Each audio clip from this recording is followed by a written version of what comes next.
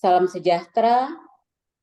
Kami dari kelompok 2 akan mencoba untuk memaparkan tugas kelompok kami.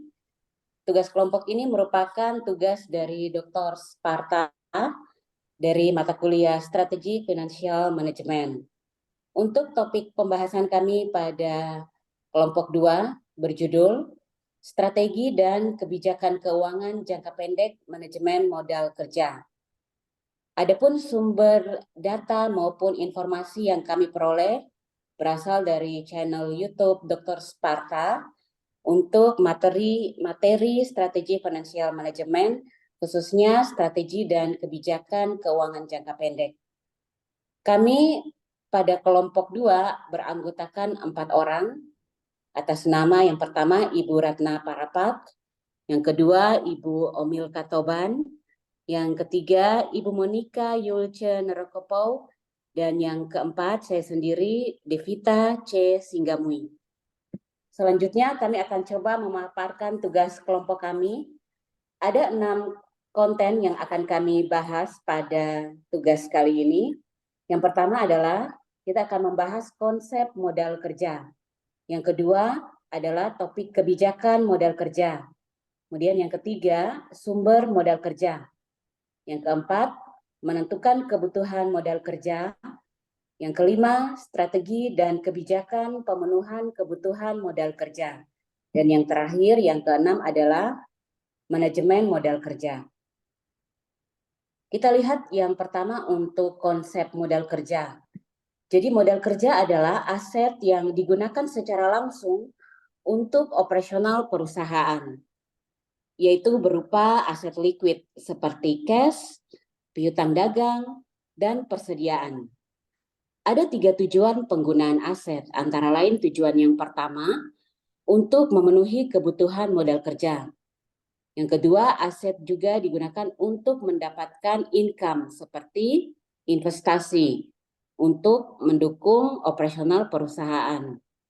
Aset yang ketiga juga penggunaannya adalah sumber-sumber ekonomi yang dikuasai oleh perusahaan. Jika perusahaan tidak memiliki aset, namun bisa menguasai aset tersebut untuk mendukung operasional perusahaan, maka dapat disebut sebagai aset perusahaan juga. Seperti contoh, misalnya kosesi pada areal pertambangan atau areal-areal perkebunan yang digunakan untuk jangka waktu puluhan tahun, namun perusahaan tersebut mungkin saja tidak memiliki tanah daripada areal tersebut. Tapi perusahaan tersebut atas dasar konsesi menguasai areal dari pertambangan dan perkebunan tersebut. Kita lihat ada 4 konsep modal kerja seperti pada layar yang nampak pada layar ini adalah yang pertama, konsep modal kerja. Dalam operasinya, perusahaan selalu membutuhkan dana harian untuk membiayai kebutuhan operasional. Ada 2 sumber operasional, yaitu sumber dana operasional dan penggunaan dana operasional.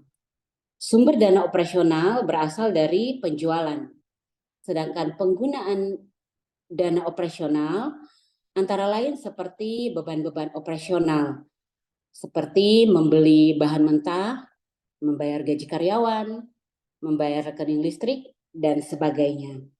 Konsep yang kedua, dana yang dialokasikan tersebut diharapkan akan diterima kembali dari hasil penjualan produksi yang dihasilkan dalam jangka waktu kurang dari 1 tahun. Jadi biaya operasional pasti ada karena tidak mungkin perusahaan mendapatkan hasil tanpa adanya biaya. Jadi akan dihitung berapa kebutuhan dana operasional untuk membantu biaya operasional perusahaan dalam rangka meningkatkan atau mendapatkan omset. Sehingga akan membentuk siklus. Misalnya dari cash yang digunakan untuk membeli bahan baku, kemudian bahan baku itu akan diproduksi menjadi bahan jadi, lalu bahan jadi akan dijual. Penjualan misalnya dalam bentuk piutang. Piutang tersebut ketika ditagih akan kembali lagi menjadi cash. Demikian akan terus berputar dan putaran tersebut biasanya dihitung dalam periode setahun. Dalam setahun itu, Bisa jadi terdapat 2 kali, 3 kali, 6 kali, 10 kali, atau bahkan 24 kali putaran. Jika itu pedagang harian, tentu putarannya akan lebih cepat karena barang yang dijual secara harian. Pagi dijual dan malamnya habis, maka akan kembali lagi menjadi cash. Kemudian konsep modal kerja yang ketiga, dana tersebut berputar selama perusahaan masih beroperasi. Jadi, jika perusahaan tersebut berhenti dan tidak ada penjualan, maka perusahaan tersebut pasti akan tutup. Konsep modal kerja yang keempat adalah dana yang digunakan untuk membiayai operasi perusahaan sehari-hari atau disebut juga modal kerja atau working capital.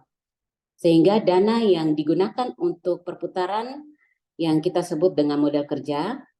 Kemudian sumber dana modal kerja dapat diperoleh dari utang dagang maupun utang bank jangka pendek. Utang dagang contohnya, jika kita membeli barang pada supplier dalam bentuk utang yang akan dibayarkan 3 bulan kemudian, maka disebut modal kerja 3 bulan. Atau misalnya utang bank jangka pendek, contohnya seperti kredit revolving. Atau pada kami di Bank Papua, kami sebut dengan kredit modal kerja RC. Jadi jangka waktunya berkisar sampai dengan 1 tahun dan dapat diperpanjang setiap tahun sehingga modal kerja dapat disebut juga investasi jangka pendek. Dana yang dialokasikan tersebut diharapkan akan diterima kembali dari hasil penjualan produk yang dihasilkan dalam jangka waktu kurang dari 1 tahun. Dana tersebut berputar selama perusahaan masih beroperasi. Dana yang digunakan untuk membiayai operasi perusahaan sehari-hari itulah yang disebut dengan modal kerja atau working capital. Kemudian next untuk konsep modal kerja pada slide berikutnya.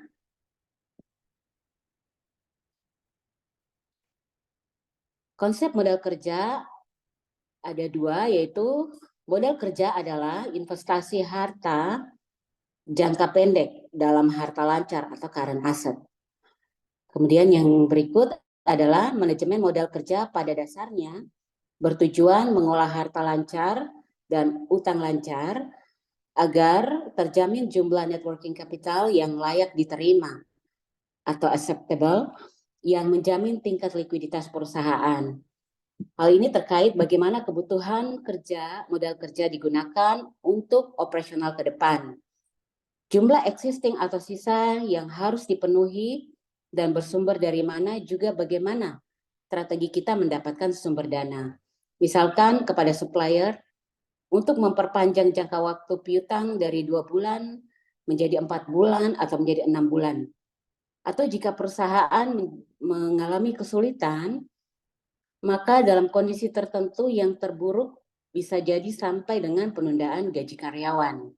Sehingga untuk mengantisipasinya, perusahaan dapat meminta pinjaman pada bank karena bunga bank dianggap relatif terjangkau atau lebih rendah. Kemudian yang berikut kita lihat konsep modal kerja. Ada 3 konsep modal kerja, yaitu konsep kuantitatif yang pertama, yang kedua konsep kualitatif, dan yang ketiga adalah konsep fungsional. Untuk konsep kuantitatif, modal kerja menurut konsep ini adalah keseluruhan aktiva lancar, yaitu gross working capital. Kemudian untuk konsep kualitatif modal kerja menurut konsep ini adalah kelebihan antara aktiva lancar dan hutang lancar atau net working capital. Beberapa perusahaan yang net working capitalnya digunakan untuk kebutuhan perusahaan, misalnya contohnya perusahaan X memiliki aktiva lancar 100 juta dengan komposisi utang lancarnya 30 juta. Maka pada konsep kualitatif 70 jutanya adalah net working capital yang bisa digunakan untuk biaya operasional pada periode berikutnya. Misalnya, akhir tahun 2023, perusahaan tersebut memiliki aktiva lancar 100 juta dan utang lancar 30 juta. Maka net working capitalnya ada 70 juta yang bisa digunakan untuk memenuhi kebutuhan modal kerja pada tahun 2023. Jika pada tahun 2024 kebutuhan modal kerja meningkat menjadi 150 juta, maka pasti terjadi kekurangan sekitar 80 jutaan. Sehingga perusahaan tersebut harus mencari dana modal kerja yang bisa bersumber dari utang dagang ataupun dari utang bank. Slide berikut, kita dapat lihat untuk contoh dari konsep modal kerja. Contoh konsep dari modal kerja kita dapat lihat pada PT ABC dengan posisi neraca per 31 Desember 2023.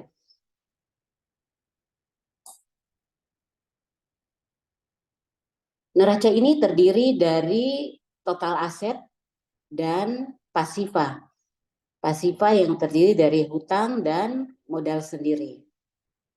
Modal kerja bukan berasal dari modal sendiri di pasifa, melainkan berasal dari aktiva lancar.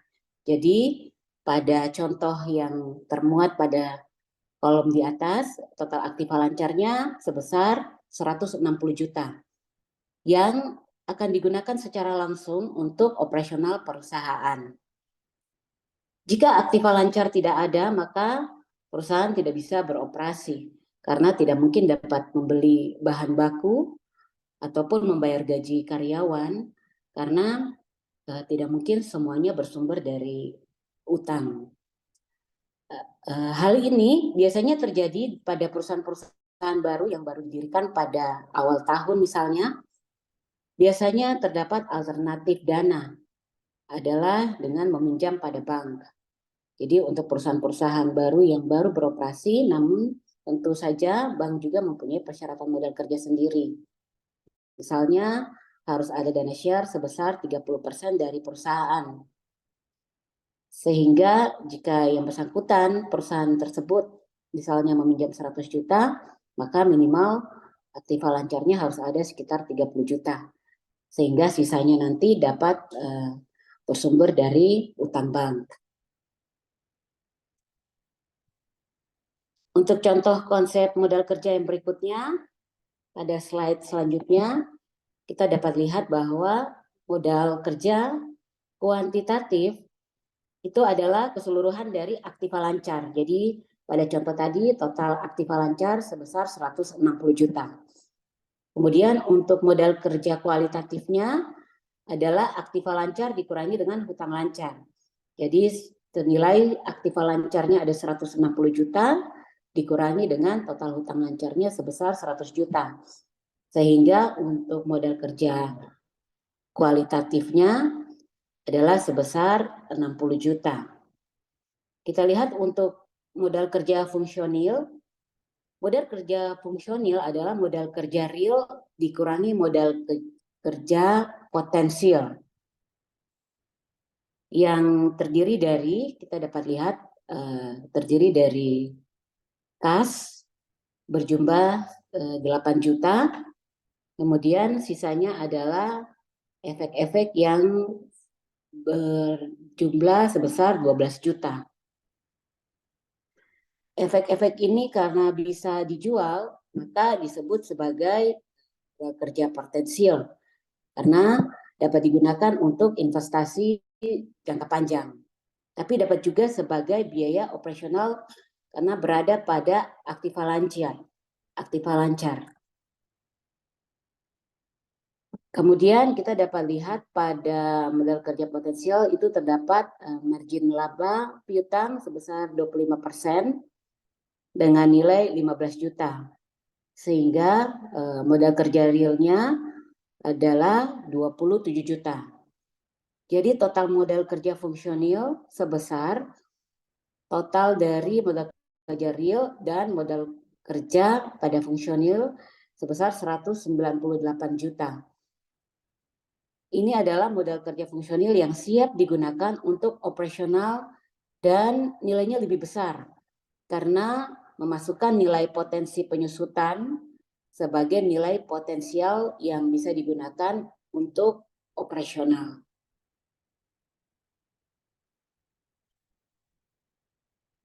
Kemudian kita masuk pada jenis modal kerja.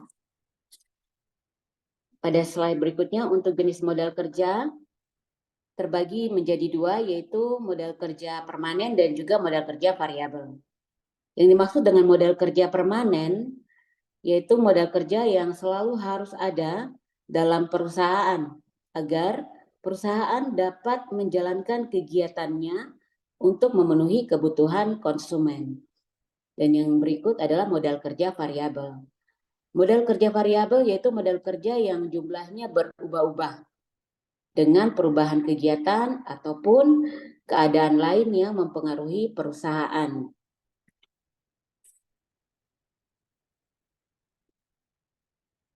Kita lihat untuk modal kerja permanen dibagi lagi menjadi dua, yaitu modal kerja primer dan modal kerja normal.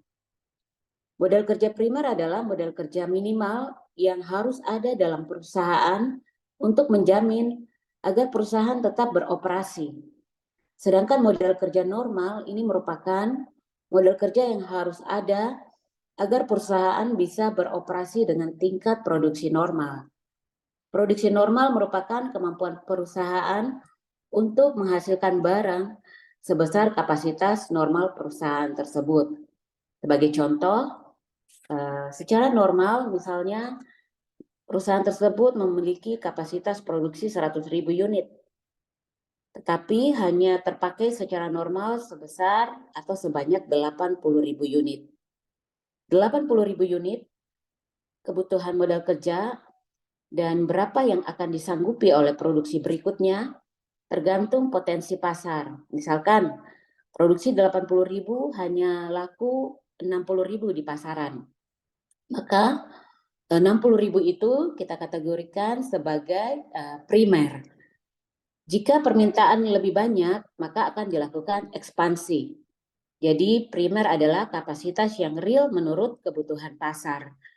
Bisa di bawah kapasitas normal dan bisa juga di atas kapasitas normal. Yang berikut adalah modal kerja variabel. Modal kerja variabel terbagi atas tiga, yaitu yang pertama, modal kerja musiman. Yang kedua, modal kerja siklis. Dan yang ketiga, modal kerja darurat. Untuk modal kerja musiman, merupakan modal kerja yang dibutuhkan untuk mengantisipasi apabila ada fluktuasi kegiatan perusahaan. Misalnya, untuk contoh, perusahaan biskuit harus menyediakan modal kerja lebih besar pada saat musim hari raya. Atau juga perusahaan-perusahaan konveksi juga pada saat hari raya harus menyediakan kebutuhan yang lebih besar sesuai dengan permintaan pasar. Ataupun misalnya yang baru saja kita lewati pada kegiatan pilpres atau pemilihan legislatif pada perusahaan-perusahaan percetakan untuk pencetakan-pencetakan yang meningkat secara musiman. Yang kedua adalah modal kerja siklis. Modal kerja yang jumlah kebutuhannya dipengaruhi oleh fluktuasi konjungtur atau ini dipengaruhi oleh faktor ekonomi seperti kurs. Yang ketiga adalah modal kerja darurat. Jadi modal kerja ini adalah jumlah kebutuhannya dipengaruhi oleh keadaan-keadaan darurat yang terjadi di luar kemampuan perusahaan. Demikian pemaparan untuk konsep dari modal kerja sendiri. Untuk topik pembahasan yang kedua, yaitu kebijakan modal kerja, akan disampaikan oleh Ibu Monika. Kepada Ibu Monika, dipersilahkan. Ya baik, saya akan melanjutkan materi selanjutnya yaitu kebijakan modal kerja. Untuk kebijakan modal kerja merupakan strategi yang diterapkan oleh perusahaan dalam rangka memenuhi kebutuhan modal kerja dengan berbagai alternatif sumber dana Artinya, modal kerja maupun pembiayaan terkait dengan pengeluaran atau operasional perusahaan sehari-hari dengan modal kerja yang cukup akan perusahaan beroperasi dengan baik atau secara ekonomis dan efisien, serta tidak mengalami kesulitan dalam keuangan. Kemudian kebijakan modal kerja, manajemen pada umumnya mengambil kebijakan modal kerja ini secara agresif, moderat, konservatif, tergantung keberaniannya mengambil risiko bisnis. Dalam kebijakan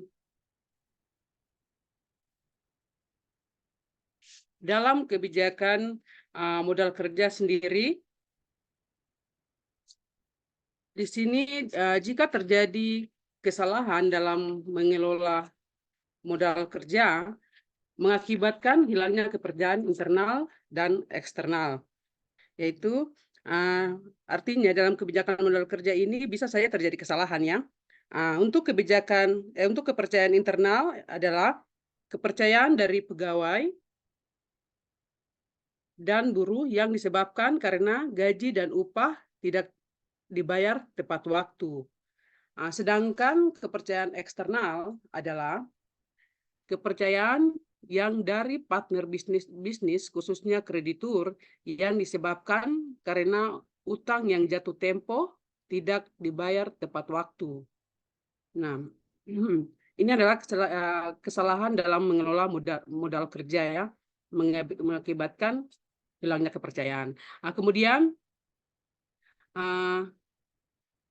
jika suatu perusahaan kehilangan dua kepercayaan tersebut, maka dapat dipastikan perusahaan tersebut akan bangkrut. Dengan kata lain, perusahaan itu akan dikatakan tutup karena tidak memiliki modal kerja. Selanjutnya,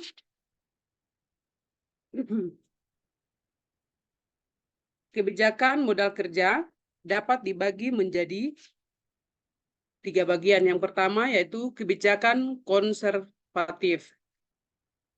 Kebijakan konservatif merupakan rencana pemenuhan modal kerja yang lebih banyak menggunakan sumber dana jangka panjang dibandingkan sumber dana jangka pendek. Jadi untuk kebijakan konservatif ini pendanaannya lebih kepada pendanaan untuk jangka waktu panjang. Kemudian yang kedua, kebijakan moderat. Perusahaan membiayai setiap aktiva dengan dana yang jangka waktunya kurang lebih sama dengan jangka waktu perputaran aktiva tersebut.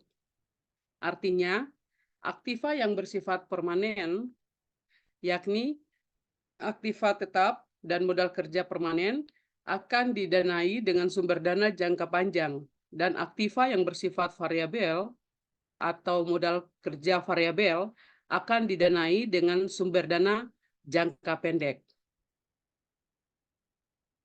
Kebijakan modal kerja yang ketiga yaitu kebijakan agresif. Dalam kebijakan agresif, perusahaan mendanai asetnya dengan sumber dana jangka pendek. Pada pendekatan ini, perusahaan berani menanggung risiko yang cukup besar. Artinya pendanaan jangka pendek itu memiliki risiko yang cukup besar. Next, pentingnya modal kerja.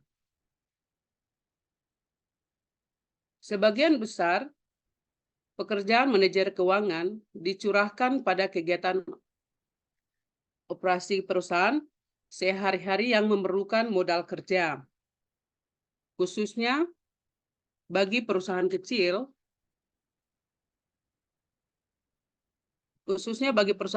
manajemen modal kerja sangat penting karena mereka sulit memperoleh pembiayaan dari pasar modal. Harta lancar suatu perusahaan memerlukan pengelolaan yang serius. Itu pentingnya modal kerja. Yang keempat, pentingnya modal kerja itu perkembangan pertumbuhan penjualan berkaitan erat dengan kebutuhan modal kerja.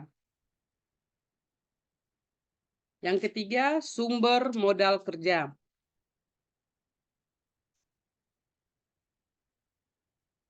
sumber modal kerja, yang pertama yaitu dipengaruhi oleh hasil. Untuk sumber modal kerja ini dipengaruhi oleh yang pertama hasil operasi perusahaan. Artinya dalam jumlah net income yang nampak dalam laporan perhitungan laba rugi ditambah dengan depresiasi dan amortisasi, jumlah ini menunjukkan jumlah modal kerja yang berasal dari hasil operasional perusahaan. Kemudian keuntungan dari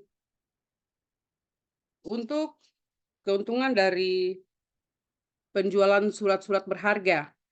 Kita kembali untuk hasil operasional ini menyangkut dengan pendapatan dan laba rugi perusahaan. Jika pendapatan perusahaan itu dia meningkat, maka bisa saja pendapatan itu menjadi modal kerja dalam perusahaan tersebut. Kemudian di sini untuk modal kerja juga itu terkait dengan keuntungan dari penjualan surat-surat berharga. Surat-surat berharga ini contoh seperti wesel, cek, giro, dan deposito. Nah, di sini merupakan salah satu elemen aktiva lancar yang segera dapat dijual dan akan menimbulkan keuntungan bagi perusahaan. Nah, dalam sumber modal kerja ini, jika penjualan surat-surat berharga itu dilakukan, maka dapat dijadikan modal kerja bagi suatu perusahaan. Kemudian yang ketiga, sumber modal kerja juga bisa didapatkan dari penjualan saham atau obligasi. Perusahaan dapat mengeluarkan atau emisi dalam saham baru atau meminta kepada pemilik untuk menambahkan modalnya. Juga dapat mengeluarkan obligasi atau bentuk utang jangka panjang lainnya untuk memenuhi kebutuhan modal kerja. Nah, untuk penjualan saham atau obligasi, penjualan saham ini jika suatu perusahaan memiliki penyertaan modal kepada perusahaan lain, maka dia mempunyai kuasa untuk mengetahui pendapatan dari perusahaan tersebut, sehingga perusahaan tersebut dia dapat mengklaim pendapatannya. Kemudian sumber dana kerja yang berikut yaitu bisa juga dari penjualan aktiva tetap. Artinya aktiva tetap ini bisa penjualan aktiva terkait dengan mesin-mesin, kendaraan, kemudian tanah, ya, yang mana penjualan itu dapat digunakan sebagai sumber modal kerja. Yang berikut sumber modal kerja yang lain yaitu pinjaman kredit dari bank. Nah, untuk pinjaman kredit dari bank, sumber modalnya tergantung dari kebutuhan perusahaan, yang mana pinjaman kredit ini bisa berupa kredit kecil, kredit komersial, korporasi, ataupun kredit sindikasi, tergantung dari usaha perusahaan tersebut atau debitur. Kemudian sumber lainnya itu pinjaman jangka pendek. Ya, pinjaman jangka pendek lainnya itu artinya pinjaman yang hanya perputarannya itu dalam 1 tahun, jangka waktunya dalam 1 tahun. Kemudian utang dagang supplier. Untuk utang dagang supplier ini juga masuk dalam sumber modal kerja dan lain-lain. Next. Fungsi manajemen modal kerja. Menyesuaikan perubahan tingkat volume, produksi, dan penjualan. Jumlah modal kerja sangat tergantung pada volume kegiatan bisnis. Makin tinggi kegiatan bisnis, makin besar modal kerja dibutuhkan untuk membiayai kegiatan tersebut. Nah, artinya jika perusahaan itu memiliki tingkat bisnis atau tingkat dalam suatu perusahaan itu jika terjadi permintaan barang yang cukup besar, maka perusahaan tersebut harus menyediakan barang dalam bentuk banyak yang mana membutuhkan modal kerja yang lebih tinggi. Kemudian yang kedua, membantu memaksimumkan nilai perusahaan dengan cara memperkecil biaya modal untuk meningkatkan hasil tertur. Makin besar modal kerja diperoleh dari pinjaman jangka pendek tanpa bunga, misalnya dari para pemasok, maka makin kecil dari sumber modal permanen, dan dengan demikian akan menurunkan biaya modal. Next.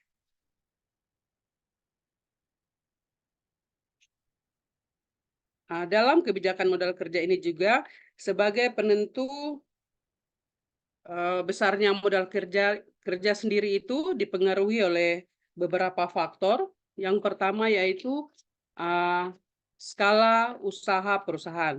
Nah, untuk skala usaha perusahaan dapat diklarifikasikan, itu bisa dalam bentuk skala menengah, skala kecil, skala menengah, bahkan skala yang lebih besar.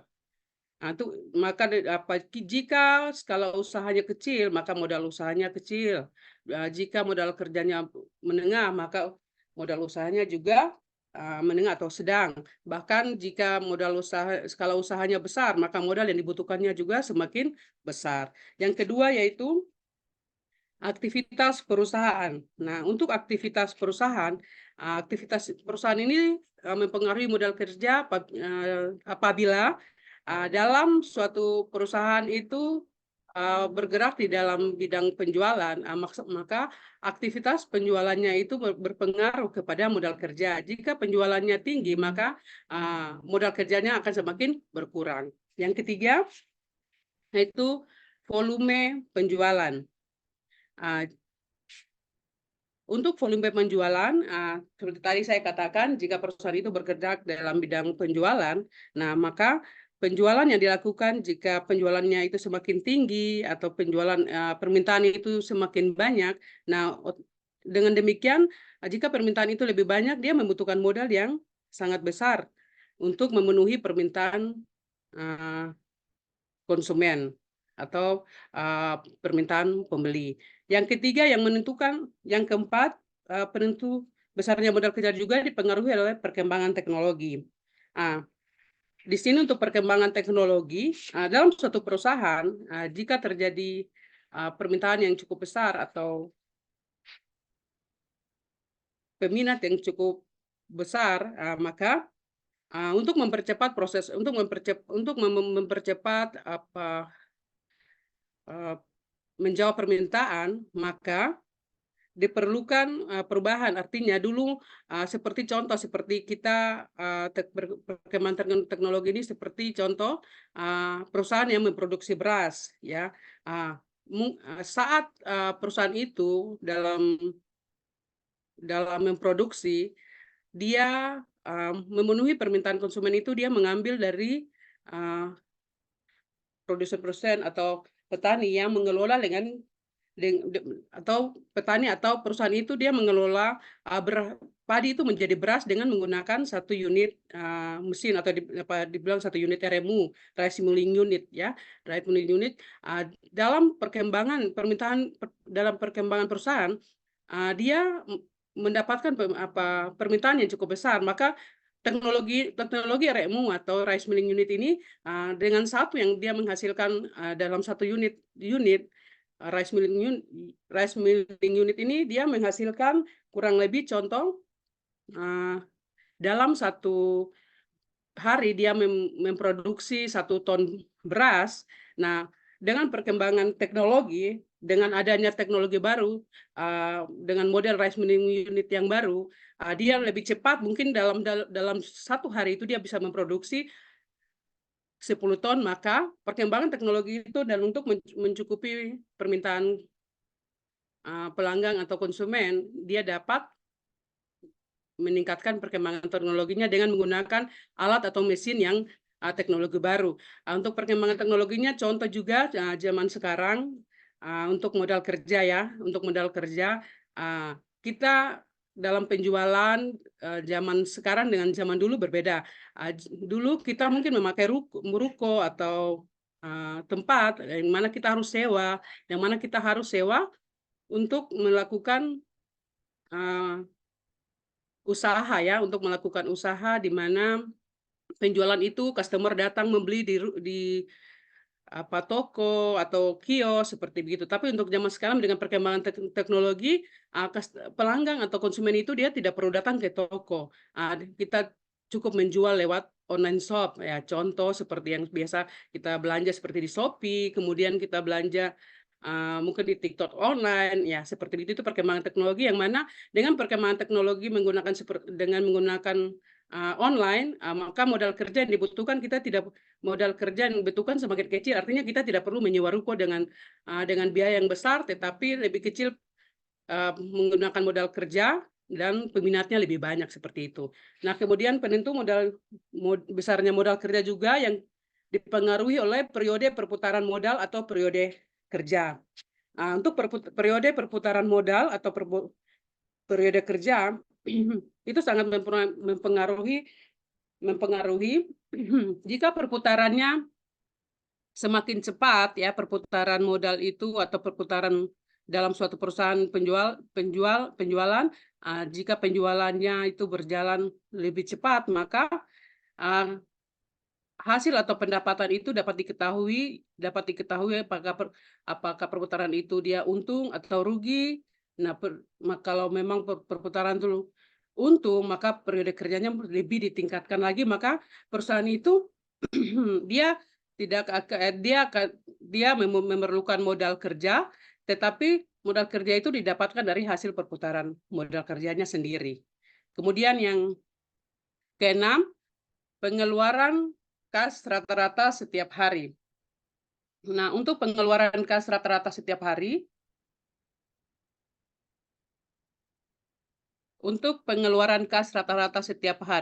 itu juga sangat berpengaruh terhadap besarnya modal kerja.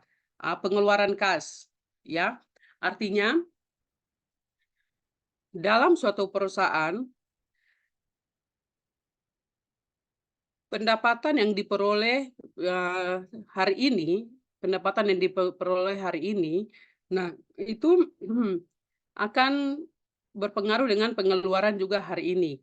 Jika pengeluarannya kecil atau pengeluarannya besar, kalau pengeluarannya besar, maka modal yang dibutuhkan itu bertambah. Tetapi kalau pengeluarannya kecil, maka modal yang dibutuhkan itu lebih sedikit.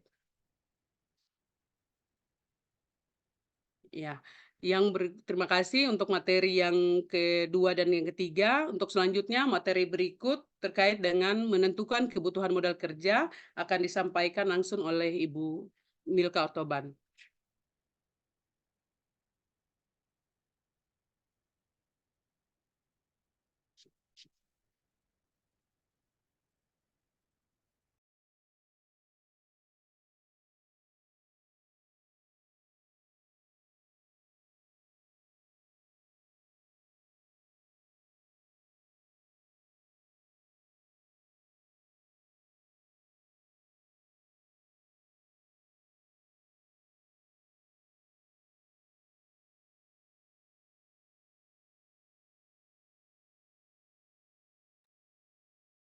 Ibu Milka suaranya tidak kedengaran, mohon diulang, masih mute. Oke, maaf. Selanjutnya kita akan lanjut pada materi berikutnya, yaitu menentukan kebutuhan modal kerja. Setelah mempelajari konsep modal kerja, kebijakan modal kerja, dan sumber modal kerja, selanjutnya kita akan menghitung berapa sih kebutuhan modal kerja suatu perusahaan. Jadi untuk menentukan kebutuhan modal kerja suatu perusahaan, ada dua metode penentu dalam keterikatannya dengan modal kerja. Yang pertama adalah metode keterikatan modal kerja, yang kedua adalah metode perputaran modal kerja. Untuk metode keterikatan modal kerja sendiri, ada dua faktor yang perlu dipertimbangkan, yaitu periode terikatnya modal kerja dan proyeksi kebutuhan kas rata-rata. Sedangkan untuk metode perputaran modal kerja, elemen-elemen penting dalam perputaran modal kerja yaitu perputaran kas, perputaran piutang, dan perputaran persediaan. Semakin lama periode terikatnya modal kerja, maka semakin besar juga kebutuhan modal kerja perusahaan atau sebaliknya. Mungkin untuk lebih jelasnya kita masuk pada contoh soal. Contoh soal pertama, PD perusahaan memiliki data tentang modal kerja sebagai berikut, yang mana rata-rata periode terikatnya modal kerja dari barang disimpan di gudang sampai lamanya pengumpulan piutang itu ada 20 hari, masing-masing 6 hari dan 14 hari. Sedangkan untuk rata-rata pengeluaran kas setiap hari dari pembelian barang dagang sampai biaya penjualan itu sebesar 1.150.000. Jadi jika ditetapkan kas minimal sebesar 250.000, maka jumlah modal kerja yang akan dibutuhkan adalah rumusnya yaitu periode terikatnya modal kerja kita kalikan dengan pengeluaran kas setiap hari ditambah dengan kas minimal. Jadi untuk periode terikatnya modal kerja kita sudah dapat 20 hari dikali dengan rata-rata pengeluaran kas setiap hari yang terdiri dari pembelian barang dagang, upah karyawan, biaya administrasi dan umum, serta biaya penjualan, yaitu sebesar 1.150.000 ditambah dengan kas minimum. Kas minimum ini merupakan kas yang selalu ada dalam toko, contohnya dalam toko, atau biasa kita sebut sih kas kecil. Jadi dari hasil perkalian dan penambahan tersebut didapatlah Rp23.250.000. Jadi kebutuhan modal kerja PD Perjuangan adalah sebesar Rp23.250.000. Selanjutnya contoh kedua, PT ABC adalah sebuah perusahaan yang memproduksi wajan teflon. Setiap harinya perusahaan sanggup memproduksi sebanyak 65 unit wajan teflon, yang mana dalam 1 bulan kerja perusahaan memiliki hari kerja sebanyak 25 hari. Berikut adalah biaya-biaya yang dibebankan. 1, bahan baku, yang kedua bahan pembantu, yang ketiga biaya tenaga kerja langsung, yang keempat biaya overhead pabrik, dan biaya penjualan. PT ABC membeli bahan baku dan bahan pembantu untuk produksi dengan memberikan uang muka kepada pemasok yaitu 4 kali 24 jam sebelum barang diterima. Jadi sebelum melakukan pembelian barang, PT ABC ini sudah melakukan uang muka atau DP duluan dengan waktu 4 kali 24 jam atau 4 hari sebelumnya. Sedangkan waktu yang diperlukan untuk biaya produksi itu selama 3 hari. Jadi dari uang muka ke proses produksi itu dibutuhkan 7 hari. Wajan yang sudah jadi tersebut disimpan di dalam gudang selama 4 hari. Dan penjualan secara kredit dilakukan selama 5 hari. Jadi kalau kita lihat bahwa untuk pembayaran di muka sampai dengan barang dijual itu dibutuhkan waktu 16 hari. Kita langsung lanjut sini. Ini perhitungannya. Jadi untuk menghitung periode keterikatan modal kerja bahan baku dan bahan pembantu, kita buat estimasi untuk masing-masing pembayarannya dengan hitungan hari. Yang pertama, pembayaran di muka itu dibutuhkan 4 hari, sampai produksi 3 hari, penyimpanan 4 hari, dan penjualan kredit 5 hari. Jadi waktu yang diperlukan dari pembayaran uang muka sampai dengan penjualan barang dagang itu sebanyak 16 hari. Sedangkan untuk menghitung periode keterikatan modal kerja pada tenaga kerja langsung, overhead, dan penjualan itu dari biaya produksi sampai penjualan itu dibutuhkan 12 hari. Jadi kalau kita lihat contoh sebelumnya itu kan dia 20 hari. Contoh yang pertama, kalau yang ini dia 28 hari. Jadi kita mau lihat apakah benar semakin tadi Geoli mengatakan bahwa semakin lama periode terikatnya modal kerja, maka semakin besar juga kebutuhan modal kerja atau sebaliknya. Jadi kalau yang contoh pertama tadi yang mungkin Bapak Ibu sudah lihat bahwa ini 20 hari itu dia membutuhkan modal kerja sebanyak 23.250.000. Sedangkan yang ini totalnya 28 hari. Jadi kalau kita lihat bahwa kebutuhan modal kerjanya tuh sebanyak 28.360.000. Jadi untuk teori yang mengatakan bahwa semakin besar, semakin lama periode terikatnya modal kerja, maka semakin besar pula jumlah kebutuhan modal kerja yang dibutuhkan. Jadi dari soal sebelumnya bahwa untuk jumlah kebutuhan kasnya itu kita hitung masing-masing, jadi biaya bahan baku dikalikan dengan masing-masing jumlahnya. Misalnya biaya bahan baku kita kalikan 65 unit, untuk biaya overhead pabrik dan penjualan dikalikan 25 hari. Jadi didapat untuk jumlah kebutuhan kas per hari untuk biaya bahan baku, biaya bahan pembantu, biaya tenaga kerja langsung, biaya overhead pabrik dan penjualan itu dibutuhkan kas sebesar 1.910.000. Sedangkan setelah kita mendapatkan masing-masing kebutuhan kas per hari, kita masuk ke dalam menghitung kebutuhan modal kerja.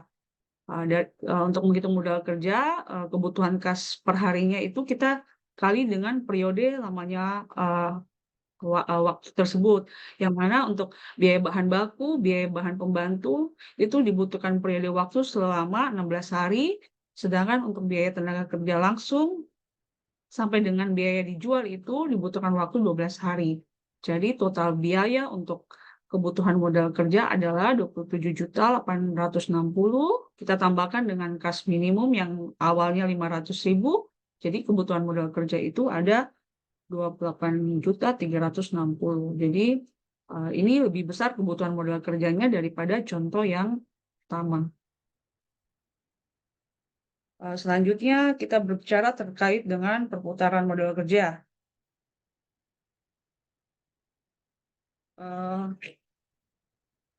Perputaran modal kerja atau working capital turnover adalah suatu rasio yang digunakan dalam mengukur keefektifan modal kerja perusahaan selama periode tertentu.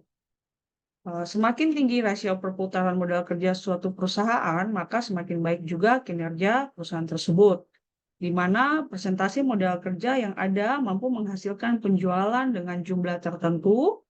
Maksudnya ini adalah kemampuan perusahaan dalam menghasilkan laba melalui penjualan akan meningkat karena adanya modal yang digunakan untuk menghasilkan laba tersebut. Cepat berputar sehingga segera dapat digunakan kembali oleh perusahaan untuk melanjutkan kegiatan operasinya. Berbicara terkait perputaran modal kerja ini ada elemen penting di dalamnya, yaitu kas, barang atau jasa, penjualan, dan kegiatan usaha. Perputaran modal sendiri itu ada elemen-elemen penting ini tuh, contohnya kas. Kas itu merupakan salah satu komponen modal kerja yang paling tinggi tingkat likuiditasnya. Itu menurut Rianto tahun 2021. Kas digunakan oleh perusahaan untuk membeli persediaan, membayar hutang, membayar upah dan gaji pegawai, membeli perlengkapan kantor, dan lain-lain. Jumlah kas yang berlebih disertai dengan perputaran kas yang rendah mengakibatkan sumber dana yang menganggur akan berdampak terhadap ROI. Sedangkan barang atau jasa ini barang yang dipakai untuk dijual. Sedangkan penjualan di sini itu baik secara tunai atau kredit. Jadi kalau yang secara kredit ini nanti dia berubah menjadi piutang dagang. Sedangkan piutang dagang itu sendiri menurut Van Home merupakan jumlah uang yang dipinjam dari perusahaan oleh pelanggan yang telah membeli barang atau memakai jasa secara kredit. Dengan begitu, semua pembelian barang atau jasa yang dilakukan oleh konsumen dengan jalan kredit atau bukan, dengan pembayaran secara tunai akan menimbulkan piutang pada perusahaan. Dengan adanya piutang, maka perusahaan memiliki aktiva yang berada pada konsumen. Sedangkan persediaan adalah elemen utama dari modal kerja yang merupakan aktiva yang selalu berputar dan mengalami perubahan. Karena persediaan selalu mengalami perubahan, maka manajer harus berhati-hati dalam mengolah dan menentukan jumlah persediaan agar tidak timbul kelebihan atau kekurangan persediaan.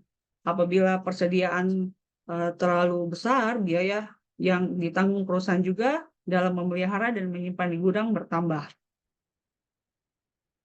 Selanjutnya kita masuk pada penjelasan berikutnya, yaitu untuk perputaran modal kerja pada perusahaan dagang. Kalau untuk pada perusahaan dagang, kalau penjualan tunai itu dia lebih singkat ya. Jadi dari kas menjadi barang dijual secara tunai, dihasilkan lagi kas. Kalau secara penjualan kredit, dia bedanya nanti pada saat penjualan kreditnya itu muncul piutang. Jadi siklusnya tuh mirip-mirip cash conversion cycle. Jadi dari kas dirubah menjadi barang, barang dijual secara kredit menjadi piutang, dan setelah pembayaran piutang dagang dihasilkan kas. Kalau secara perusahaan industri lebih panjang lagi karena ada proses produksi di dalamnya. Yang mana kalau secara tunai kas dikeluarkan untuk pembelian bahan baku, upah, administrasi umum, dan overhead. Setelah itu baru dimasukkan kepada proses produksi. Dari proses produksi ini akan dihasilkan barang jadi. Barang jadi dijual secara tunai akan menghasilkan kas kembali. Sedangkan kalau penjualan tunai, penjualan kredit, kas dikeluarkan untuk bahan baku, upah, administrasi umum, dan overhead. Diproses produksi menjadi barang jadi dan dijual secara kredit ke pelanggan akan menimbulkan piutang. Nah, piutang dagang ini setelah terbayar atau tertagih akan kembali lagi ke kas. Jadi kalau kita lihat antara perusahaan dagang dan perusahaan industri, bedanya itu ada pada proses produksinya. Sedangkan kalau tunai dan kredit itu bedanya saja itu pada saat barang dijual secara tunai itu langsung kembali ke kas. Sedangkan pada saat barang dijual secara kredit akan menimbulkan piutang dagang, dan apabila piutang dagang itu tertagih, maka kembali lagi menjadi kas ke perusahaan. Contoh pertamanya kita lihat PT ABC memiliki posisi kas, piutang, dan persediaan sebagai berikut. Kas, piutang, persediaan untuk 2022 dan 2023. Mungkin Bapak Ibu bisa lihat di sini kas itu 200.000 dan tahun 2023 meningkat menjadi 400.000. Piutang di tahun 2002 500.000, di tahun 2023 menjadi 600.000. Persediaan meningkat dari 700 menjadi 800.000 di tahun 2024. Nah, jika penjualan pada tahun 2023 adalah sebesar 20 juta, hitung perputaran modal kerja pada tahun 2023. Dan jika pada tahun 2024 diperkirakan naik menjadi 30 juta, berapa kebutuhan modal kerjanya? Jadi langkah pertama yaitu tadi sebelumnya materi mengatakan bahwa elemen penting dalam perputaran modal kerja itu kas, piutang, dan persediaan. Jadi untuk menghitung kebutuhan modal kerja itu kita berdasarkan perputaran kas, perputaran piutang, dan perputaran persediaan. Nah, dari soal tersebut didapat putaran kas sebesar 67 kali. Perputaran piutang sebesar 36 kali, dan perputaran persediaan sebesar 27 kali. Maksudnya ini adalah bahwa kas itu dari kas menjadi barang dan kembali ke uang lagi itu selama 67 kali. Sedangkan piutang dia tertagih itu nanti di 36 harinya baru dia bisa tertagih menjadi kas. Sedangkan untuk persediaan, waktu yang dibutuhkan untuk persediaan itu perputaran persediaan di gudang tuh selama 27 hari. Jadi kalau kita lihat ini perputaran kasnya juga cukup tinggi ya, 67 kali. Sedangkan untuk penagihan piutang ini kurang lebih ada di 1 bulan lebih.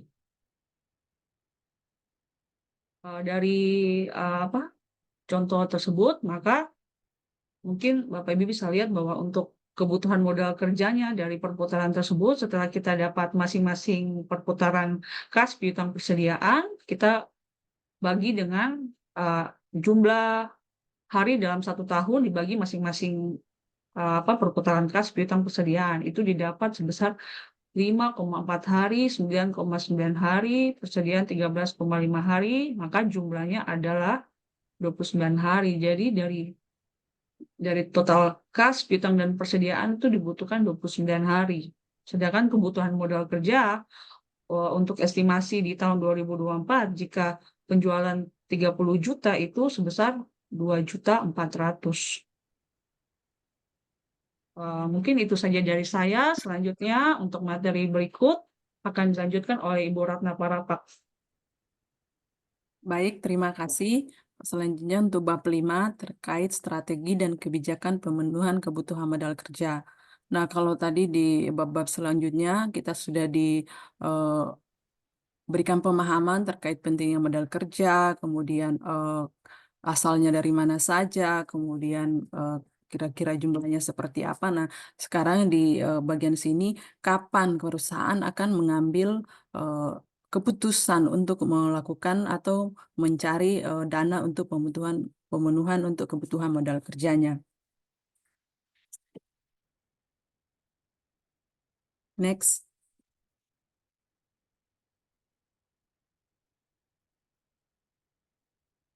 Nah, modal optimum. Di modal optimum itu adalah pembelanjaan modal kerja atau modal optimum berkenaan dengan pemilihan sumber modal kerja dari bank. Nah, di sini perusahaan harus memutuskan apakah akan menggunakan dana kredit jangka pendek atau dana kredit jangka panjang untuk memenuhi kebutuhannya dalam kegiatan operasional perusahaan, terutama untuk modal kerja untuk usaha tersebut. Next. Nah, untuk pengambilan keputusan untuk menggunakan dana untuk pemenuhan kebutuhan modal kerjanya itu tergantung pada satu, bunga kredit jangka pendek, yaitu kredit yang sifatnya bulanan, kemudian bunga kredit jangka panjang atau tahunan, dan bunga simpanan. Nah, tiga poin ini mempengaruhi pihak perusahaan, pihak manajer untuk mengambil keputusan untuk menggunakan kredit yang mana yang akan digunakan atau pinjaman mana yang akan digunakan untuk memenuhi kebutuhan modal kerjanya. Modal optimum itu berhubungan dengan kebutuhan dana yang sifatnya sementara. Apabila dipenuhi dengan kredit jangka panjang tahunan, tentunya bunganya akan lebih murah biayanya, dan jika dipenuhi dengan kredit jangka pendek atau bulanan, di mana selama modal menganggur dibungakan. Jadi di sini ketika kreditnya jangka panjang, biaya bunganya lebih murah dibandingkan dengan kredit jangka pendek yang bunganya lebih tinggi. Nah, untuk melihat kira-kira kapan jangka waktu kita akan membutuhkan modal kerja atau perusahaan modal kerja, kita bisa lihat untuk perhitungan waktunya, yaitu jangka waktu kritis. Next. Jangka waktu kritis di sini bisa dihitung dengan poin-poinnya, yaitu tingkat bunga kredit jangka panjang, tingkat bunga kredit jangka pendek, dan tingkat bunga simpanan di bank. Nah, untuk rumusnya, tingkat bunga kredit jangka panjang dikurangi dengan tingkat bunga simpanan di bank, dibagi dengan tingkat bunga kredit jangka pendek, dikurangi dengan bunga simpanan di bank. Dengan syaratnya bahwa untuk bunga kredit jangka pendek harus lebih besar dari bunga kredit jangka panjang, dan untuk bunga kredit jangka panjang harus lebih besar dari simpanan di bank. Nah, ini mungkin setiap perusahaan, terutama mungkin untuk perbankan, punya trik tersendiri atau punya ketentuan tersendiri untuk penentuan suku bunga sendiri. Nah, mungkin untuk kami tersendiri di Bank Papua untuk terkait bunga kredit itu, di kami malah bunga kredit jangka pendek yang bunganya lebih murah dibandingkan dengan bunga kredit jangka panjang. Untuk bunga kredit jangka pendek, kalau modal kerja, tentunya kalau di kami ada produk untuk usaha-usaha jasa kontrakting itu bunganya sekitar kurang lebih 13%, sedangkan untuk kredit untuk usaha perdagangan itu bunganya kurang lebih 13,5 dengan 13,25.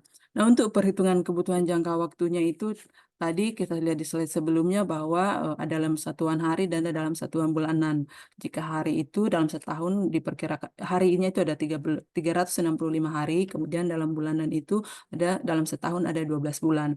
Nah, jika jangka waktu kritis itu lebih besar dari jangka waktu kebutuhan dana kredit, maka dapat digunakan atau dipenuhi dengan utang atau pinjaman dari kredit jangka pendek. Kemudian untuk jangka waktu kritis yang jangka waktunya lebih kecil dari jangka waktu kebutuhan dana kredit, maka dapat dipenuhi dari utang jangka panjang atau kredit jangka panjang. Next. Ada contoh di sini, perusahaan ABC selama 1 tahun membutuhkan modal kerja setiap bulan sebagai berikut. Untuk triwulan pertama membutuhkan dana sebesar 600.000, kemudian triwulan kedua membutuhkan 800.000, dan triwulan ketiga membutuhkan 1.800.000, dan untuk triwulan keempat membutuhkan 2 juta rupiah. Kebutuhan modal kerja tersebut akan dipenuhi dari pinjaman di bank dengan kondisinya untuk 3 tingkat pinjaman kredit jangka pendek bunganya sebesar 15% setahun, kemudian untuk bunga kredit jangka panjang itu bunganya 10% per tahun, dan untuk tingkat bunga simpanan sebesar 5% per tahun. Nah, di sini perusahaan menghitung kredit mana yang akan digunakan, apakah dengan kredit jangka panjang atau dengan kredit jangka pendek untuk memenuhi kebutuhan modalnya. Next. Nah, di sini untuk perhitungannya, bunga kredit jangka panjang dikurangi dengan tingkat suku bunga simpanan dibagi dengan tingkat suku bunga kredit jangka pendek dikurangi dengan bunga simpanan dikali 12 bulan. Tadi bunga kredit jangka panjang 10%, kemudian bunga simpanannya 5%, dan untuk bunga kredit jangka pendeknya 15%, dikali dengan 12, di sini didapatkan untuk jangka waktu kritisnya ada di 6 bulan. Next. Di sini dilihat di tabel, untuk triwulan pertama itu membutuhkan tadi 600.000, kita kategorikan bahwa itu kebutuhan modal golongan pertama. Kemudian untuk triwulan kedua membutuhkan 800.000, ada kenaikan sebesar 200.000 untuk golongan kedua. Kemudian triwulan ketiga itu naik menjadi 1,8. Nah, dari triwulan kedua ke triwulan ketiga itu naik 1 juta. Kemudian untuk triwulan keempat itu kebutuhannya menjadi 1,2, atau dari triwulan ketiga perlu penambah lagi kurang lebih 200.000. Next. Tadi diketahui bahwa jangka waktu kritisnya adalah 6 bulan. Dari 3 model golongan kebutuhan modal tadi, yaitu yang pertama 600, kemudian triwulan 2-nya 200, dan triwulan 3-nya 1 juta. Nah, untuk periode masa kritisnya masing-masing untuk golongan 1 itu 12 bulan, kemudian golongan 2 9 bulan, dan golongan ketiga 6 bulan. Nah, untuk golongan keempat ini karena 3 bulan, dan sedangkan jangka waktu kritisnya 6 bulan ke atas, maka 3 golongan ini yang akan kita hitung kira-kira beban bunganya berapa jika menggunakan kredit jangka panjang, dan beban bunganya berapa jika menggunakan kredit jangka pendek. Next. Perhitungan bunga kredit jangka panjang, bunganya tadi 10%. Jadi untuk modal golongan pertama kebutuhannya 600, jika dikali dengan 10% bunganya dalam 1 tahun itu 60.000. Kemudian untuk golongan kedua bunganya dibayar 1 tahun 10% yang kebutuhannya 200 juta, yaitu 20.000. Dan di sini ada simpanan 3/12, 3 bulan dibagi 12 bulan dikali 5% dikali 200.000 kebutuhannya, maka dapatkan 2.500. Jadi di sini dia membayar bunga kreditnya 20 juta, tapi karena ada pendapatan dari bunga simpanannya 2.500, sehingga kebutuhannya untuk yang triwulan kedua itu 17.500. Kemudian untuk golongan ketiga itu kebutuhannya tadi 1 juta, dikali dengan bunganya itu 100.000 yang harus dibayar beban bunganya. Kemudian ada pendapatan dari simpanannya itu sebesar 2.500.000, sehingga kebutuhannya adalah 75.000. Untuk golongan 1, 2, dan 3 ini jika ditotalkan kebutuhannya, dananya, dan beban bunga yang harus dibayar ketika menggunakan bunga kredit jangka panjang adalah 152.500. Nah, kita akan melihat bagaimana jika dia mengambil pinjaman dengan bunga jangka waktu kreditnya bunga jangka pendek. Next. Nah, ini jika menggunakan kredit jangka pendek yang mana bunganya tadi ada 15%, untuk kebutuhan modal 1, 2, dan 3 tadi dikalikan dengan persen bunga masing-masing dan dikurangi dengan pendapatan bunganya, maka didapatkan untuk golongan 1-nya 90, golongan 2-nya 22.500, kemudian untuk ketiganya 75.000. Sehingga total bunga yang harus dibayar jika menggunakan dana dari kredit jangka pendek adalah 187.500. Nah, di sini kita bisa bandingkan bahwa untuk bunga kredit jangka panjang dengan kredit jangka pendek ada sekitar efisiensinya 35.000. Jadi jika di sini manajer akan mengambil keputusan bahwa untuk modal yang kita gunakan lebih menguntungkan jika kredit jangka panjang yang kita gunakan, karena ada selisih bunga efisiensi bunga jika dibandingkan dengan kredit jangka pendek, yaitu 35.000. Next. Next, untuk berikutnya adalah manajemen modal kerja.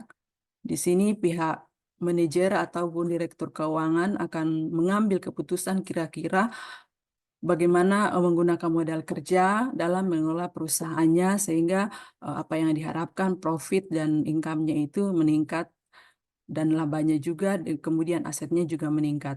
Next.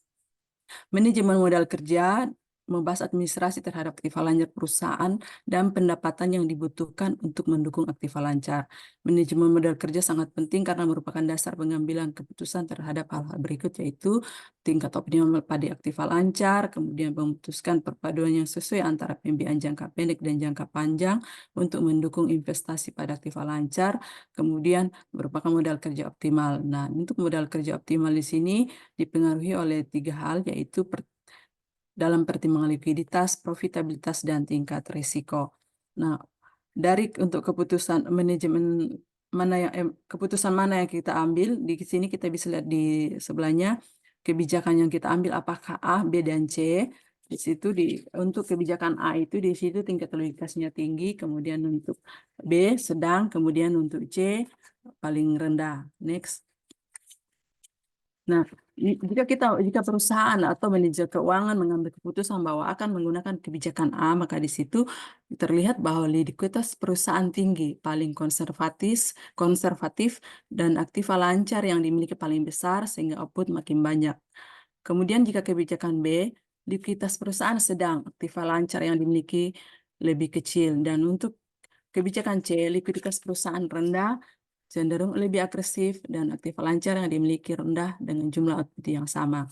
Apabila dikaitkan dengan laba, maka kebijakan C akan mendapatkan laba maksimal sehingga manajer menanggung risiko sebagai berikut. Nah, di sini risikonya jumlah kasnya akan berkurang, berakibat mengurangi kemampuan perusahaan dalam melunasi kewajiban keuangannya pada saat jatuh tempo, terutama untuk kewajiban yang pendek, kewajiban segera harus dibayar. Kemudian untuk kedua, jumlah piutang berkurang dengan memberikan syarat kredit lebih ketat dan kebijakan lebih mantap. Akan berdampak hilangnya penjualan akibat habisnya persediaan. Jadi di sini kalau memberikan piutang kepada ininya lebih singkat, maka tentunya customer atau pelanggan-pelanggan juga akan semakin berkurang di kita karena susahnya untuk mendapat kebijakan untuk membayar barang yang diambil dari toko atau dari perusahaan yang harus segera dibayar karena jumlah piutangnya dibatasi. Kemudian yang ketiga, tingkat pengembalian investasi merupakan perbandingan antara laba bersih dengan total aktiva, sehingga jika laba yang diperoleh maksimal, maka tingkat pengembalian investasi juga tinggi. Oke, next. Hubungan antara ketiga alternatif kebijakan modal kerja dengan likuiditas, profitabilitas, dan tingkat risiko dapat dilihat pada poin ini, di mana likuiditas, profitabilitas, dan risiko dengan kebijakan masing-masing tadi, kebijakan A, kebijakan B, dan kebijakan C, maka likuiditas tertinggi itu terdapat pada kebijakan A. Dengan konsekuensi akan mendapat profit dan risiko rendah, sedangkan apabila perusahaan menginginkan profit yang tinggi, maka sebaiknya manajer memilih kebijakan C dengan konsekuensi bahwa tingkat likuiditas perusahaan rendah dan tingkat risiko tinggi. Namun di sini profitnya juga bisa tinggi. Jadi di dalam keputusan ini pihak manajer maupun direktur keuangan harus betul-betul berani atau harus betul-betul mempunyai asumsi atau keyakinan bahwa dengan pengambilan keputusan ini maka perusahaan bisa tetap berjalan, profitnya bisa tinggi, namun risiko yang akan diterima jika terjadinya harapan yang kita inginkan tidak sesuai kenyataan, maka risikonya tinggi sehingga harus menyiapkan juga mitigasinya untuk menghindari hal-hal tersebut. Ya, demikian presentasi kami dari kelompok 2 untuk materi strategi kebijakan, strategi dan kebijakan keuangan jangka pendek. Kurang lebihnya kami mohon maaf, dan mungkin jika ada yang mau ditanyakan atau didiskusikan, kita masuk di dalam sesi diskusi. Atas perhatian Bapak Ibu rekan-rekan sekalian kami ucapkan terima kasih. Tuhan memberkati.